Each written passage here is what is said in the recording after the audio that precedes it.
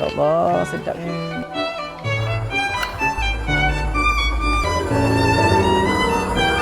Ketam masak sambal hijau.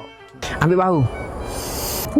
Sedap. Mak guna sekilo ketam dan ini bahan-bahannya.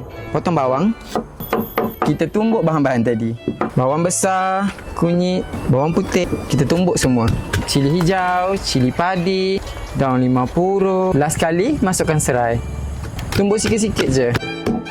Tang ni kita gaulkan sedikit garam supaya jangan ditabuh sangat. Kita goreng ketam.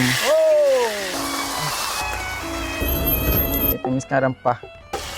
Tuang air sikit. Sos tiram sikit. Asam jawa.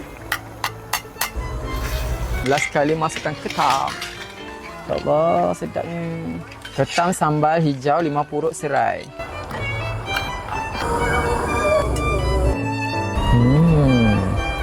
Oh, sedapnya, Mak.